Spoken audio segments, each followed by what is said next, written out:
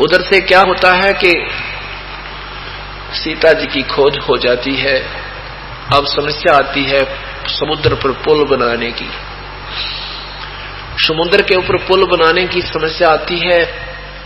3 दिन तक भगवान श्री राम समुद्र में घुटनों पानी में खड़ा होकर के क्षमा याचना करता है समुद्र से कि समुद्र जल्दी हे सागर राज मुझे रास्ता दे दे, मैं बहुत दुखी हूं। सारी कहानी बताता है, ऐसे ऐसे मेरी पत्नी को रावण ने उठा लिया है, बहुत परेशान कर रखा है, 33 करोड़ देवताओं को भी उसने कैद डाल रखा है, ये सब उपकार का काम करने हम जा रहे हैं, मुझे रास्ता दे दो। लेकिन नहीं, टस से मस समुद्र नहीं हुआ।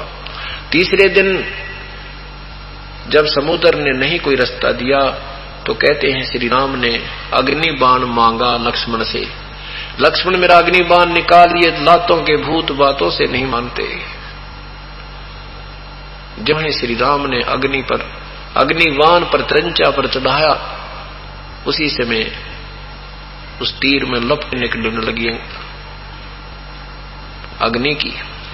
उसी समय ब्राह्मण रूप बनाकर समुद्र बाहर आया और प्रणाम किया और कहा प्रभु मत फूको मुझे, इसमें पूरा संसार बसा हुआ है, यदि आप इसको जला भी दोगे तो भी ये खंडर बन जाएगा, आपकी सेना पार नहीं हो सकती। ऐसा करो, ऐसी विधि करो कि सर्प भी मर जावे और लाठी भी ना टूटे। श्री रामचंद्र जी ने कहा फिर ऐसी कौन सी विधि है वो मुझे बताओ। आपकी सेना में, समुद्र ने कहा आपकी सेना में नल और नील नाम के 2 सेवक और अब आपकी मदद में आए सैनिक हैं। इनके गुरुदेव के द्वारा दी हुई इनको एक शक्ति है, वरदान है, इनके हाथ से पत्थर भी, लोहा भी, चांदी, कांसी भी, ये सब तैरते रहते हैं, ये डूबते नहीं। इनको वरदान प्राप्त है, आप उनकी मदद ले लो। अब देखो पुण्यात्माओं, इन कथाओं से हमने बहुत कुछ सीखना होता है। अब नल नील बुलाए गए कि नल नील इधर आओ, आपको महाराज बुला रहे हैं। नल नील से पूछा कि क्या बेटा तुम्हारे हाथों में ऐसा वर है कि तुम्हारे हाथ से पत्थर तैर जाते हैं? कहा जी। तो राम ने कहा भाई पहले क्यों नहीं आए तुम? मैं 3 दिन हो गए दुखी हो रहे थे। बेटा बताया क्यों नहीं तुमने? तो कह रहे थे जी हम कोशिश तो कर रहे थे, एक दूसरे को कह रहे थे कि हमारे हाथ से पत्थर तैर जाएंगे, पर यह आज्ञा नहीं आने थे। फिर ये हनुमान जैसे बलि खड़े, अंगद जैसे, भाई हमने डर बहुत लगे था कि कहीं एक मार दे धड़ाका मर जाए। हमने तो प्रार्थना करने की चेष्टा की थी, फिर आप तक नहीं पहुंचने दिया था। अब हमारे हाथ में पूरी शक्ति है। तो श्री राम ने सोचा कि कहा कि एक परीक्षण करके दिखा दो, हमने एक पत्थर उठाओ रख के दिखाओ। अब यहां बात बिगड़ती है। अब वहां नल और नील में फिर महिमा बढ़ गई, अभिमान बढ़ गया। वहां उन्होंने अपना भगवान याद नहीं किया, प्रथम उस प्रभु को याद नहीं किया, मान बढ़ाई में आ गए और उठाकर पत्थर रखने लगे। कहीं ये मन में, उनके मन में ये आया कि कहीं तुम्हारी महिमा कम ना हो जाके, न तो किसी तो जंतर मंत्र करके कोई देव तो शक्ति मांगी है, और कहीं तुम्हारी में शक्ति ना महसूस हो और तुम्हारी महिमा ना बने। इस दृष्टिकोण से अंदर में खोट रखते हुए पत्थर उठाया और रखा, डूब गया। दूसरे ने भी रखा, वो भी डूब गया।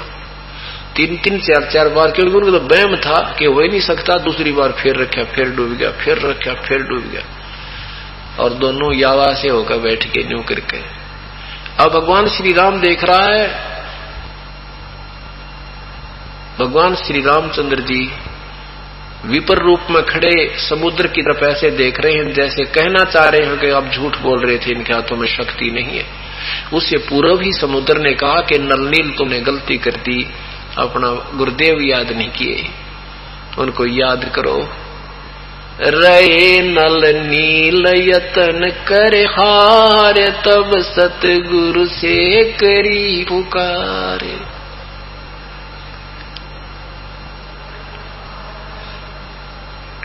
तो उसी समय दोनों ने खड़ा होकर के और याद किए परमात्मा को।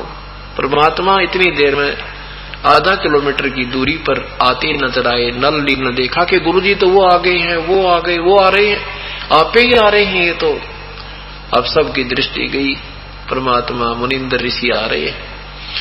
निकट आए तब श्री रामचंद्र जी ने प्रणाम किया, दंडवत प्रणाम किया ऋषि के चरणों में और कहा, प्रभु आज हमारे ऊपर आपत्ति आई हुई है। ऐसी सारी कहानी सुनाई और मैं बहुत दुखी हूँ, मुझे रास्ता दे दो, किसी प्रकार पार करूं हो जाऊं। और आज आपके इन सेवकों में भी शक्ति नहीं रही, इनके हाथ से भी आज पत्थर नहीं कर रहे हैं, ये मेरा ही दुर्भाग्य है प्रभु।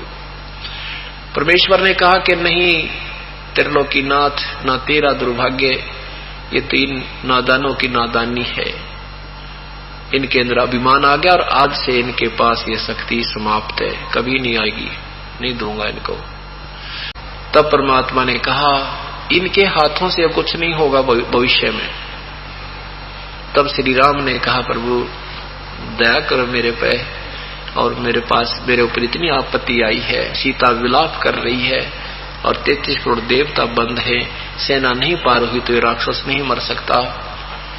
तब परमात्मा ने कहा कि आ जाओ कि मेरे साथ साथ एक बहुत बड़े पहाड़ के चारों तरफ से, और अपनी सोटी ले रहे थे भगवान एक खुंडी, उसके चारों तरफ का इन्होंने निशान लगाए कि इसके बीच बीच के, ये रेखा मैंने खींच दी है, इसके बीच बीच के पत्थर उठा लो, सारे तैर जाएंगे।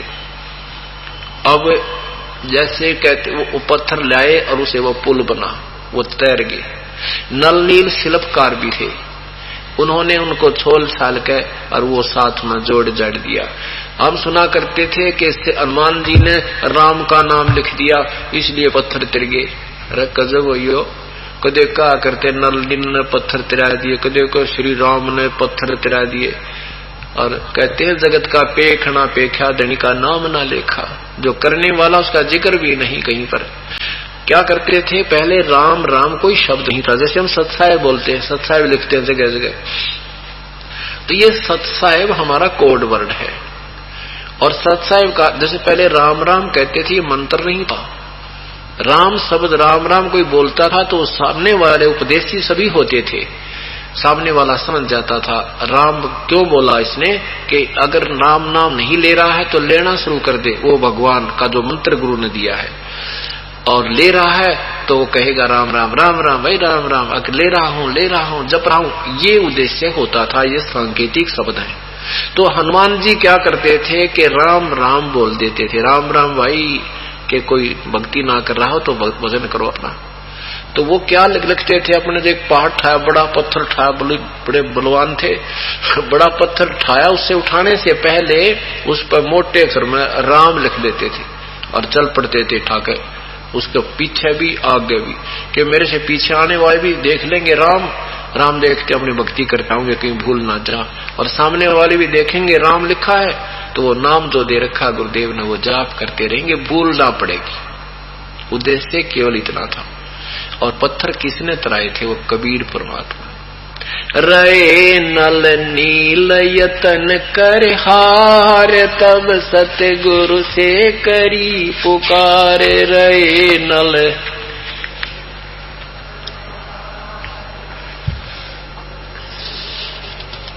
जा सतरे खाल की अपार,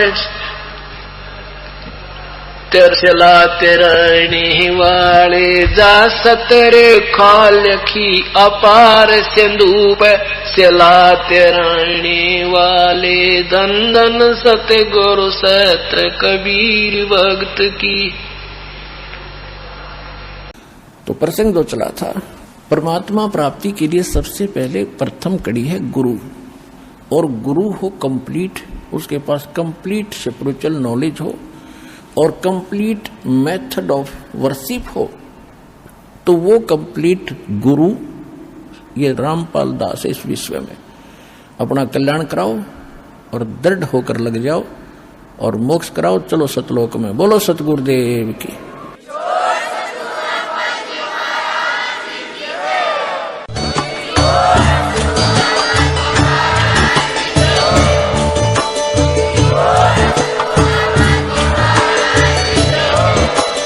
आप सुन रहे थे जगत गुरु तत्वदर्शी संत रामपाल जी महाराज जी के मंगल प्रवचन। अधिक जानकारी के लिए विजिट कीजिए हमारी वेबसाइट www.jagatgururampalji.org। संत रामपाल जी महाराज जी के शुभ आशीर्वाद से पूरे विश्व भर में 500 से भी ज्यादा नाम दीक्षा केंद्र हैं, जिन पर संत रामपाल जी महाराज जी द्वारा ऑनलाइन निशुल्क नाम दीक्षा दी जा रही है। अपने नजदीकी नाम दीक्षा केंद्र का पता करने के लिए संपर्क करें 8222880541।